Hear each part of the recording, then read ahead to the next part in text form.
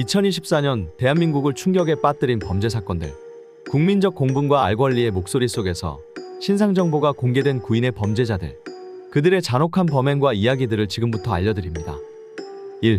명재환, 당시 48세.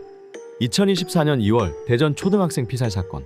명재환은 초등학생을 대상으로 한 끔찍한 아동학대 및 살해 혐의로 체포되었습니다.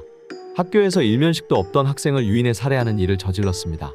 범행 수법은 잔혹했고 사회적 충격은 상당했습니다. 경찰은 수사의 투명성과 재범 방지를 위해 그의 신상을 공개했습니다. 2. 이지연, 당시 34세. 2024년 3월 충남 서천 묻지마 살인사건.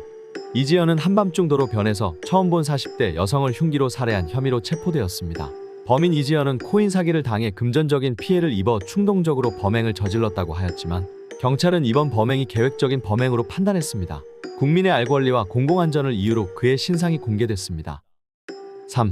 양정열, 당시 31세. 2024년 11월 경북 김천의 한 오피스텔 살인사건. 일면식도 없는 남성을 살해한 뒤 피해자의 지문을 이용해 무려 수천만 원을 대출받은 양정열. 범행 이후 숨진 피해자의 신용카드로 편의점과 택시, 숙박업소에서 수백만 원을 사용하고 카드 잔고가 부족하자 범인은 숨진 피해자의 지문을 이용해 휴대폰으로 6천만 원을 대출받기도 한 것입니다. 치밀한 사전계획과 금전적 목적이 결합된 범행이었습니다. 그의 신상은 범행의 극단적인 계획성과 잔혹성으로 인해 공개됐습니다. 4. 이영복, 당시 57세. 고향 양주, 다방 연쇄살인 사건. 2023년 12월부터 2024년 1월까지 경기도 고양시와 양주시의 다방에서 60대 여성 2명이 차례로 살해됐습니다. 용의자 이영복은 연쇄살인의 정황과 함께 검거되었습니다. 피해자들을 살해하고 현금을 빼서 달아난 혐의와 이 중 한 명에 대해서는 성폭행까지 시도하였습니다. 여성을 대상으로 한 반복적 범죄, 사회적 공포를 유발한 이 사건으로 그의 신상이 공개되었습니다. 5. 김내아, 당시 26세.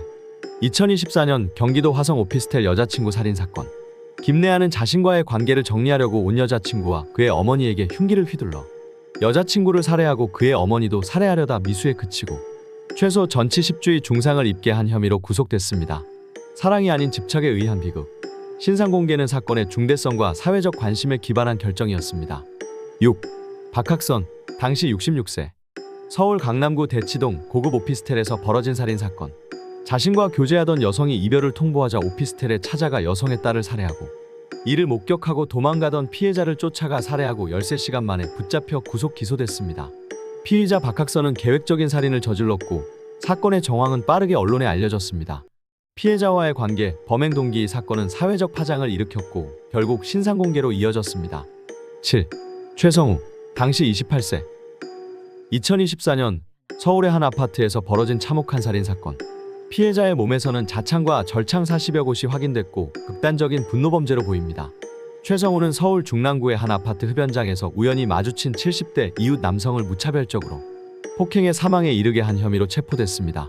최성우는 잔혹한 범행의 책임자로 지목되었고 그 잔인함에 국민은 충격을 받았습니다. 결국 그의 신상은 공개되었습니다. 8. 박대성, 당시 31세. 전남 순천 10대 여서 묻지마 살인. 2024년 박대성은 자신의 식당 인근에서 술을 마신 뒤 흉기를 소지하고 나와 새벽 길거리에서 17세 여성을 흉기로 수차례 찔러 살해했습니다. 범행 직후 CCTV 영상에서 주차장 쪽으로 맨발로 달아나며 입꼬리를 올리고 활짝 웃는 모습이 잡혔고 체포 이후에 기자들 앞에 서기 전까지 미소를 띠고 있었던 게 카메라에 포착이 되어 많은 논란이 있었습니다. 사회적 경각심을 높이기 위해 신상이 공개되었습니다. 9. 양광준, 당시 39세. 화천군 북한강 토막 살인사건. 양광준, 그는 국군사이버작전사령부 소속 소령으로 군인 소속 피의자 신상 공개는 N번방 사건의 범인 이원호 육군 일병 다음으로 두 번째이며 부사관 이상의 현역 간부로서의 최초이다. 양광준은 아침 출근길에 연인 관계이던 여성 군무원과 카풀을 하며 이동하던 중 말다툼을 벌였고 피해자와의 관계가 밝혀지는 것을 막고자 목을 졸라 살해했습니다. 이후 범행을 은폐하기 위해 시신을 토막내어 비닐봉지에 넣어 화천군 북한강에 유기했습니다. 잔혹한 범행과 군인 장교라는 신분의 국민은 놀람과 분노케했고 당국은 그의 신상을 공개하기로 했습니다. 대한민국에서 범죄자의 신상 공개는 범죄의 중대성, 증거의 충분성, 공공의 이익, 그리고 피의자의 연령 등을 고려하여 결정됩니다. 잔혹하고 피해가 큰 범죄일 경우 그리고 충분한 증거가 있을 때 국민의 알 권리 보장, 재범 방지 등 공공의 이익을 위해 신상 공개가 이루어질 수 있습니다. 다만 피의자가 청소년인 경우 신상 공개가 제한될 수 있습니다. 이러한 신상 공개 제도는 피의자의 인권 보호와 무죄 추정의 원칙과의 충돌 문제로 인해 신중한 절차와 심의를 거쳐 결정되고 있습니다. 영상을 끝까지 시청해 주셔서 감사합니다. 이 영상이 의미 있다고 생각하셨다면 구독과 좋아요, 댓글로 함께 의견을 나눠주세요. 더 많은 사회 사건 분석은 케이스 사형사에서 계속 이어집니다.